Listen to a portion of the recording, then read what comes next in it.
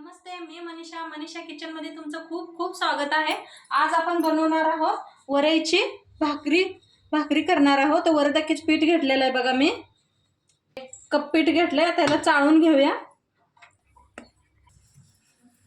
बघा। आणि 1 कप घातलंय मी पीठ, त्याला भी चाळून घेते। चाळून घेतलंय पीठ आणि इकडे बघा साईडला गरम पाणी ठेवलंय।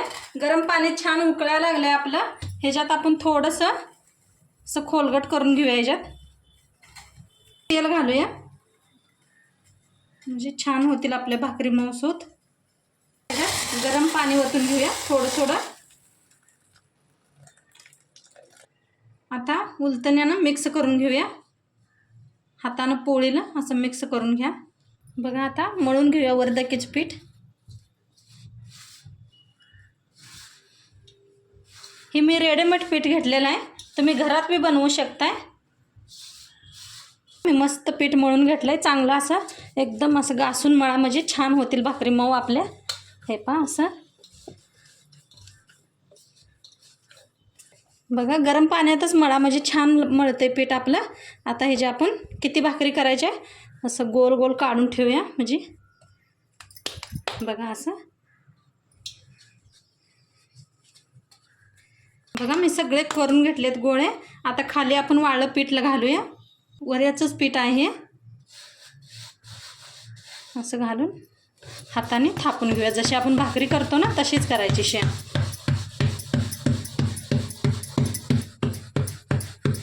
बघा मस्त येल आल्या, कुठं फाट्या ना काय नाही।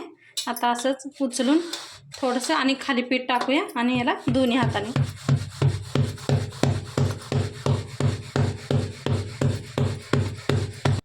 बघा किती मस्त झाली आपली भाकरी। साईडला तवा भी ठेवलाय बघा, मी तवा मस्त आपला तापलाय। आता आपण भाकरी टाकून घेऊया। हे पहा किती मस्त। आता याला लावून घेऊया,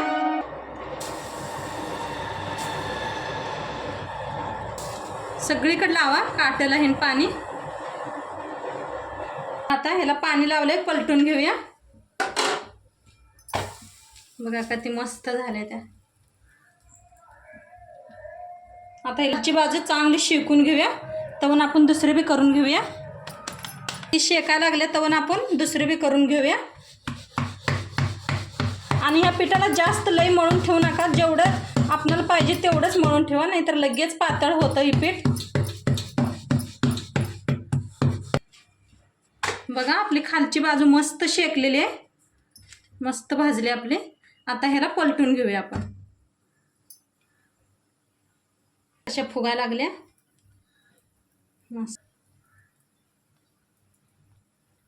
बघा मस्त शेकली आपली भाकरी। आता याला काढून दुसरी शेकून घेऊया बघा, ही भी बनल्या किती गोल मस्त। याला पाणी लावून घेऊया, पलटून घेऊया आपण बघा मस्त व्हायला आलेत ना। बघा मस्त व्हायला आलेत आपल्या भाकरी। सगळे अशाच भाकरी बनवून घेते मी। भाकरी बनवून मस्त झाले त्या। आता आपण ह्याच्या संग खायला ठेसा बनवूया। तर ठेसा बनवायसाठी तर बघा मिरच्या घेतल्या त्या मी आणि शेंगदाणे घेतलेत। आता ह्या मिरच्या तोडून घेऊया पहिल्या बघा। त्याच तव्यात आपण मिरच्या भाजून घेऊया।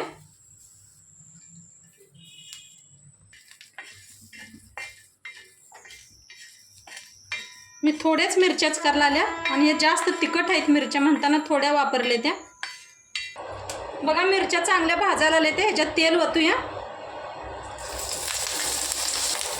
बघा, छान भाजले त्या। ह्याच्यात शेंगदाणा घालूया, मी पहिलेच भाजून घेतलेला आहे शेंगदाणा। आणि थोडंसं भाजूया ह्याला,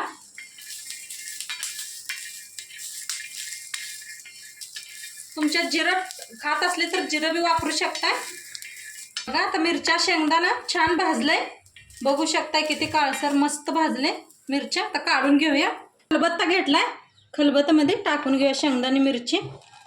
शेंगदाणे मीठ घालूया, हे उपवासाचं मीठ आहे। आता चेचून घेऊया.